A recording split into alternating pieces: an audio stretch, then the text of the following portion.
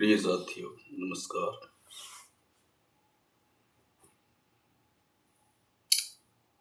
आज हम एक ऐसी यात्रा पर चलने का प्रयास कर रहे हैं जहाँ ना कोई हिंदू है, ना मुसलमान, ना सिख और ना ईसाई। ये यात्रा है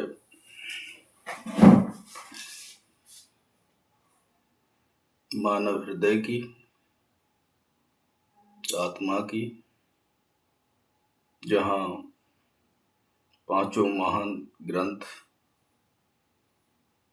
गीता, कुरान, बाइबल, गुरु ग्रंथ साहिब और वेद एक ही सत्य की ओर इंगित करते हैं।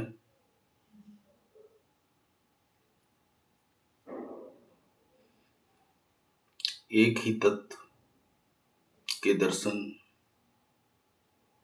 हमें इसमें होते हैं।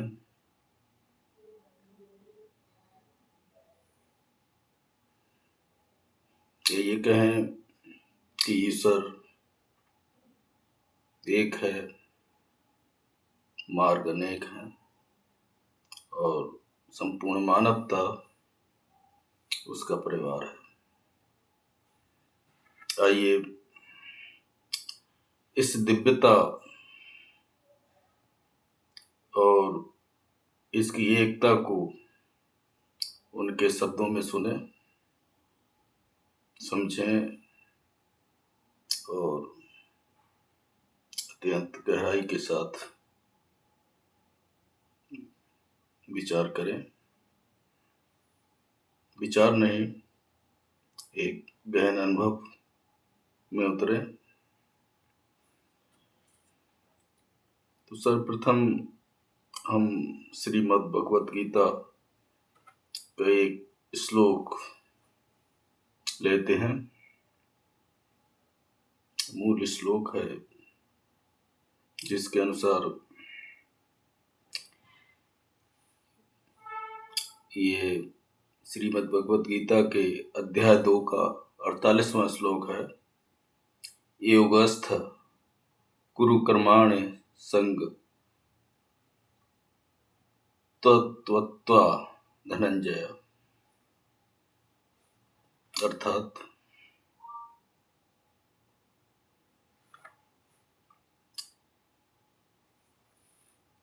इस श्लोक में श्रीमद् भगवत गीता में कहा गया है समत्व ही धर्म है। इसका भावार्थ समझें, अनुभव करें। समत्व ही धर्म है। कर्तव्य करो पर सबके प्रति सम्मान का भाव रखो। और ये मार्ग हमें दिखाता है गहराई में जाके देखें तो ना कोई बड़ा है, ना छोटा है, ना कोई अपना है, ना कोई पराया है। जब मन समत्व में होता है, हम समत्व में उतरते हैं, तभी मनुष्य सच्चे धर्म में होता है, धर्म में होता है। वो उस समय उस पलों में धर्मपरायण होता है। तो गीता में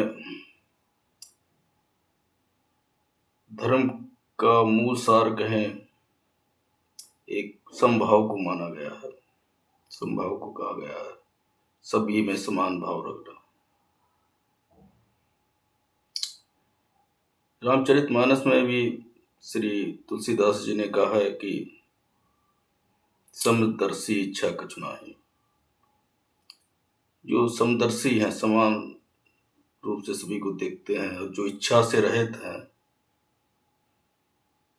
वो समझो धर्म में प्रवेश पा गए हैं, धर्म में हैं, धर्मयुक्त हैं।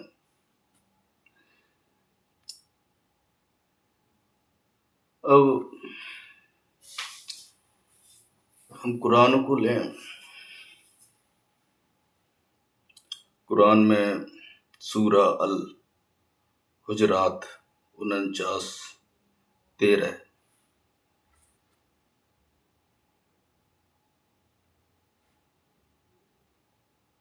में स्पष्ट रूप से कहा गया है, और उसका हिंदी अनुवाद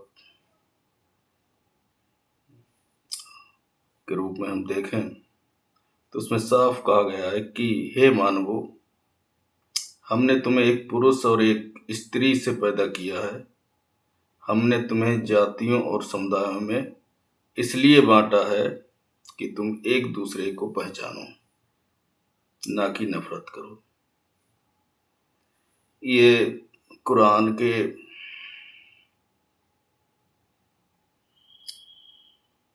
सूरा अल हुजरात 49-30 की आयत है।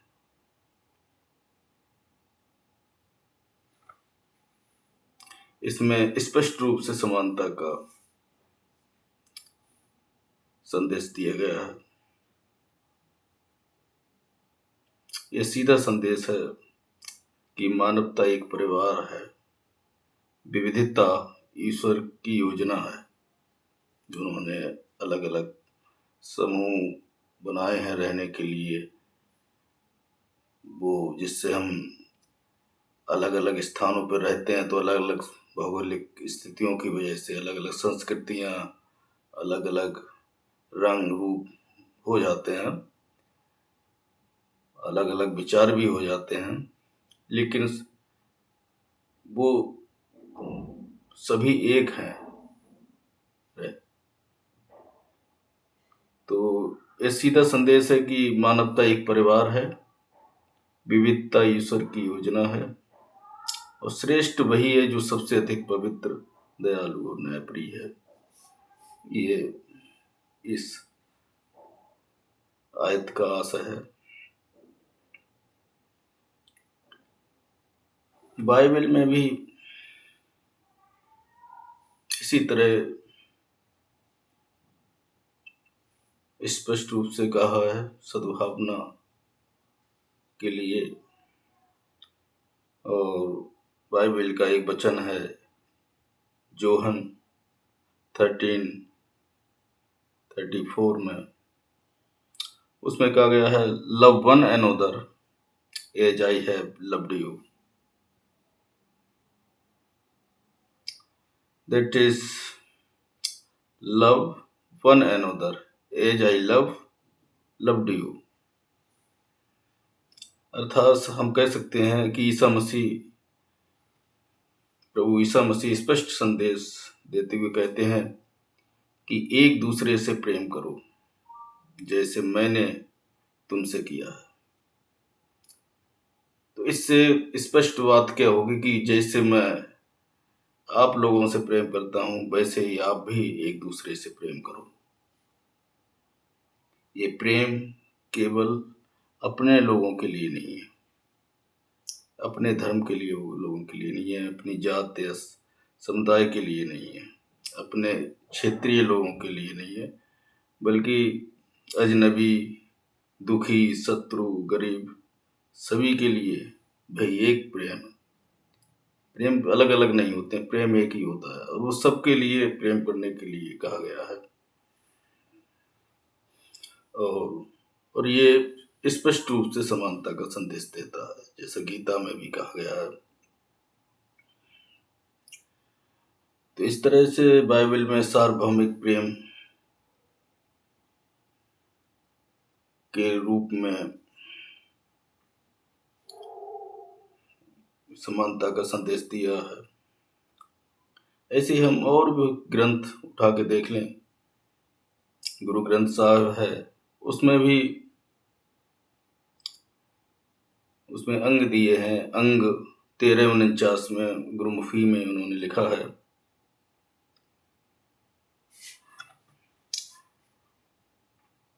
अवाल अल्लाह नूर उपजा,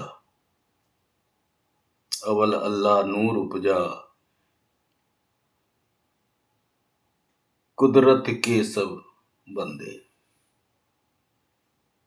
ये गुरु ग्रंथ साहब का वचन है और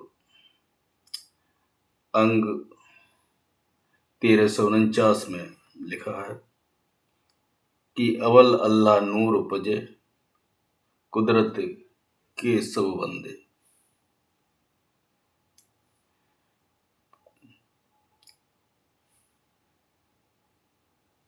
स्पष्ट है कि ईश्वर ने पहले प्रकाश नूर रचा, प्रकाश की रचना की, नूर की रचना की।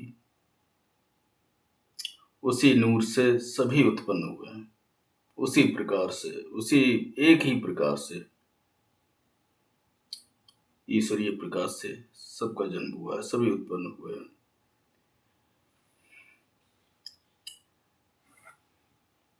और इसका भी आशय यह है कि सभी में एक ही ईश्वर का प्रकाश है, एक ही तत्व है सभी में। न कोई हिंदू है, न मुसलमान है, सब सबके बंदे हैं। सब उस एक ही परमात्मा के बंदे हैं, एक ही तत्व के बंदे हैं, एक ही शक्ति के बंदे हैं। और जो हम भेदभाव करते हैं, ये भेदभाव एक अन्याय है। सब में एक ही नूर, एक ही प्रकाश, सर्वत्र एक ही है।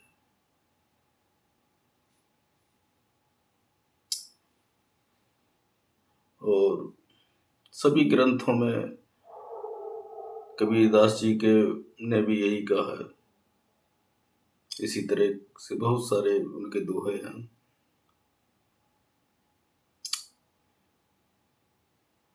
और बहुत से जो संतों की वाणी में भी इसी तरह हमें एक रूपता देखने को मिलती है। उस तत्व को हम गहराई से पहचानने का प्रयास करें, गहरे उतरें। वेदों में भी बहुत सारे मंत्र हैं जो इस तथ्य की ओर इशारा करते हैं। यजुर्वेद में एक मंत्र है 40 और 46 एंड 6 पर, अध्याय 40 का 6 छठा श्लोक है। ये संस्कृत का श्लोक। इसमें कहा गया है, यस्तु सर्वाणि भूतानि आत्मनैवानुपश्यति।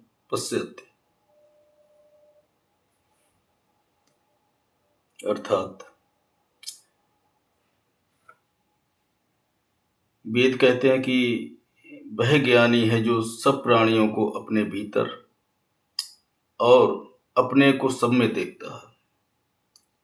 बहुत ही स्पष्ट मंत्र में कहा गया है, एक ही सार है सबका, एक ही ओर इशारा है। वेद भी कह रहे हैं कि ज्ञानी वही है जो सब प्राणियों को अपने में देखता है, अपने भीतर देखता है और अपने को सभी में देखता है। अर्थात सभी के अंदर अपने दर्शन करता है, अपने स्वरूप को देखता है और अपने अंदर सबको देखता है। तो ये पूरा ये अद्वैत का संदेश देता है कि कहीं द्वय नहीं है, सब एक ही है। मैं, तुम, अपना, पराया, तेरा, मेरा, सब कुल मिला के सब एक ही है।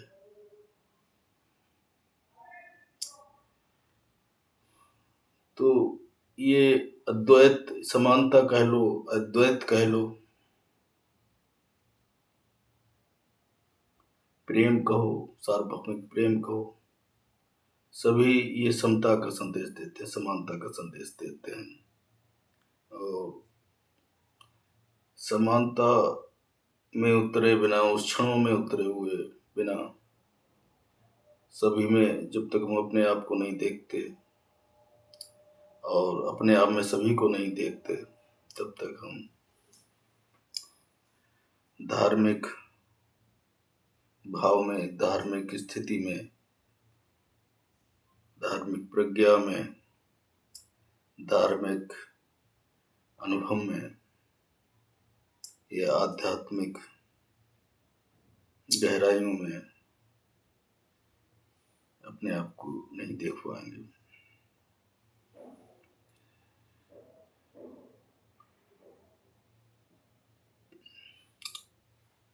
तो इस तरह अभी हमने बहुत सारे उसका अध्ययन किया, सभी ग्रंथों का।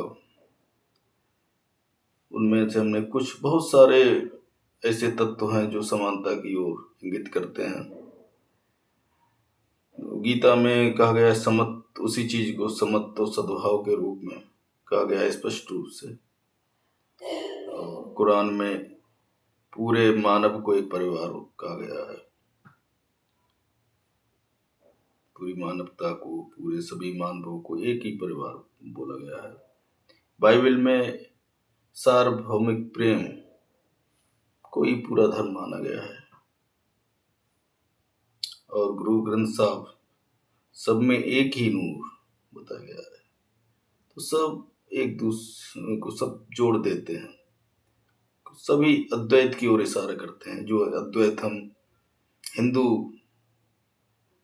दर्शन में पढ़ते हैं, देखते हैं, सुनते हैं, उसके दर्शन करते हैं, वो हमें अन्य धर्मों भी स्पष्ट रूप से मिलता है। गीता में मिलता है, कुरान में मिलता है, बाइबल में, गुरु ग्रंथ साहिब में, वेदों में। वेदों में सभी आत्माएं एक ही सत्य हैं। सभी विभिन्न सत्य अलग अलग रूपों में व्यक्त होता है, उसमें स्पष्ट कहा गया वेदों में। तो इस तरह हम आध्यात्मिक चिंतन के साथ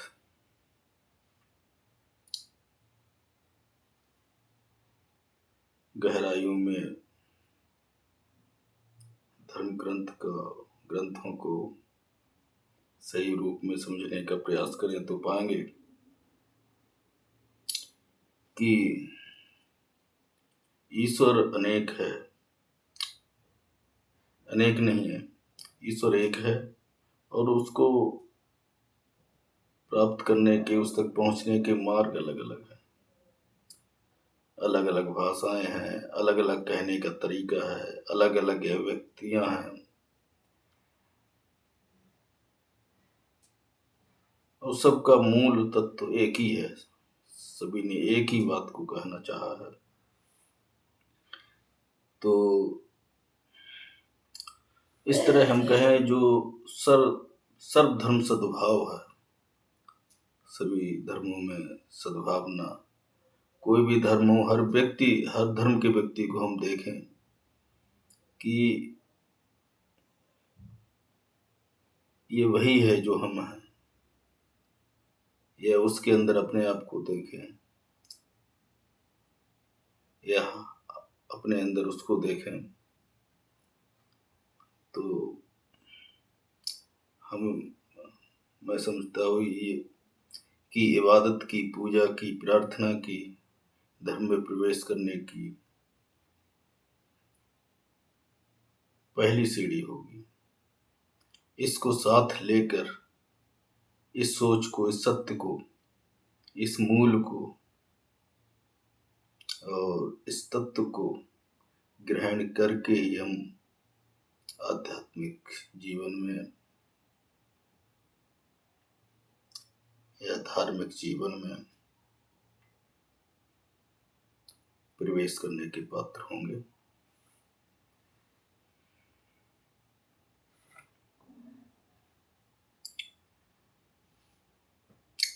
तो इस तरह धर्म का उद्देश्य कभी भी लड़ना या लड़ाना नहीं हो सकता। धर्म का उद्देश्य हमेशा जोड़ना ही होगा। पूजा पद्धति अलग अलग हो सकती हैं, पर सत्य एक ही है। सभी प्रार्थनाएं उसके लिए हैं, सभी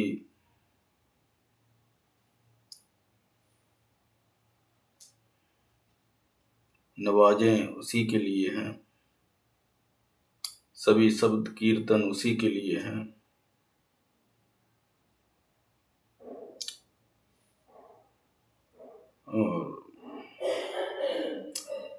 और भी हम गहराई से और सूक्ष्म विषयों का अध्ययन करें, उन समानताओं का अध्ययन करें, तो हम पाएंगे कि सभी धर्मों ने जो जोर दिया है, अलग अलग रूपों में, अलग अलग शब्दों में कहा है, लेकिन सबका सार यही है कि हृदय की पवित्रता, विचारों में उदारता और जीवन की करुणा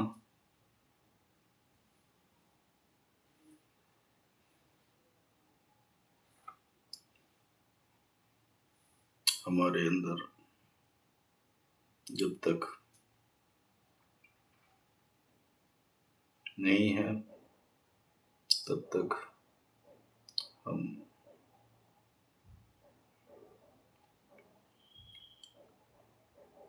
इस क्षेत्र में, ये जो धार्मिक क्षेत्र कहो, उसको आध्यात्मिक कहो, उसमें हम प्रवेश करने के पात्र नहीं बन पाएंगे।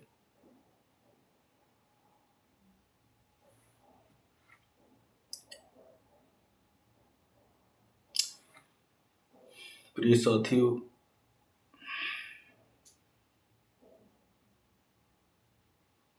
दुनिया की जितनी भी शिक्षा, विज्ञान, प्रगति, इन सब की जरूरत है।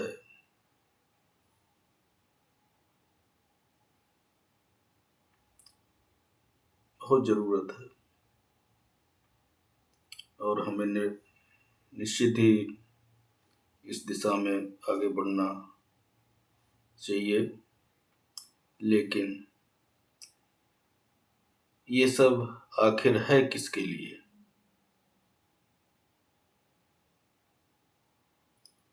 इस पर विचार करने की जरूरत है।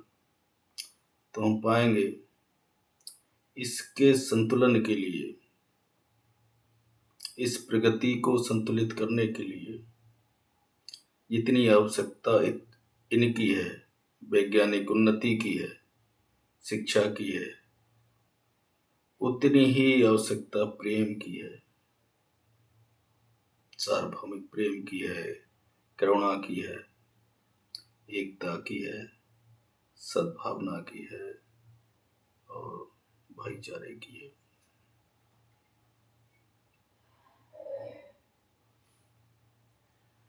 और हमें ये अच्छी तरह समझ लेना चाहिए कि धर्म कभी भी विभाजन का कारण नहीं था,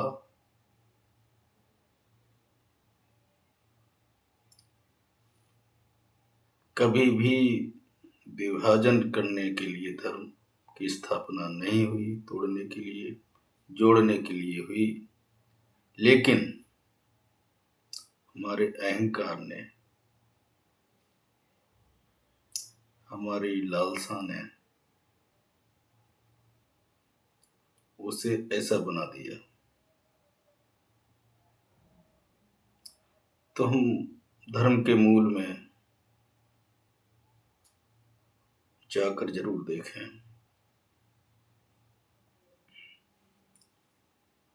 और उस मूल में जाकर ही हम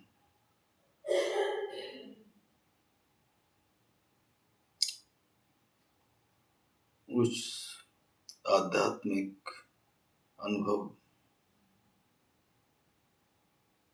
कर सकते हैं, या उससे जुड़ाव कर सकते हैं, और तभी हमें आत्मबोध की दिशा में आगे बढ़ सकते हैं। तो इस दिशा में आगे बढ़ने के लिए अब हम सब ये संकल्प लें कि मैं धर्म नहीं बदलूंगा, लेकिन हृदय बदल दूंगा। धर्म को बदलने की आवश्यकता नहीं है। धर्म का मूल बहुत सार्थक मनोभावों के साथ या बड़ी उच्च स्थिति में हुआ, उसको बदलने की आवश्यकता नहीं है। हृदय को बदलने की आवश्यकता है। मैं किसी के प्रति द्वेष नहीं रखूंगा और मैं हर मनुष्य में ईश्वर का स्वरूप देखूंगा।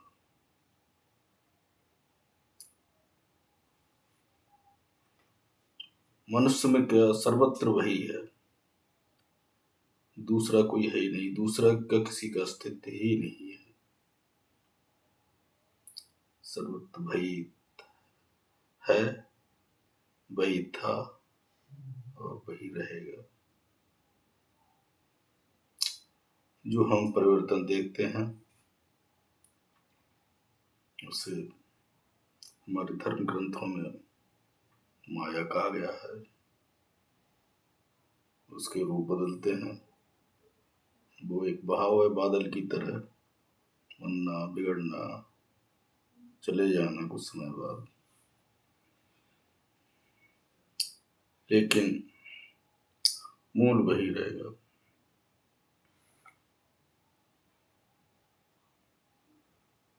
क्योंकि सभी धर्म एक ही सत्य का दीपक है।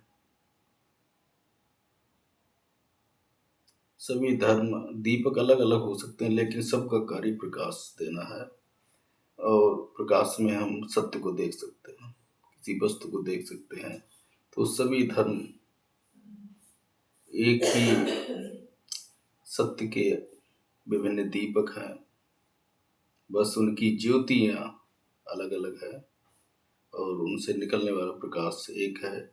उस प्रकाश का उद्देश्य एक है कि हम देख सकें उस प्रकाश में। और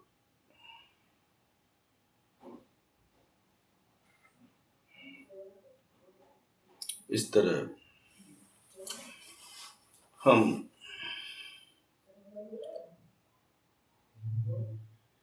बहुत ही गहराई में उतर कर अपने आप को, अपनी मनोस्थिति को, अपनी भाव स्थिति को और अपने विचारों की स्थिति को और इन सब से अलग अपने आप को देखकर, महसूस कर और ये मान के हम चलें कि हम ही समग्र अस्तित्व हैं और समग्र अस्तित्व हमारा ही रूप है, हमारा ही विस्तार है और समग्र अस्तित्व हमारे अंदर है। और इस तरह हम इस आध्यात्मिक यात्रा में आगे बढ़ने का प्रयास करें। इसी के साथ सभी को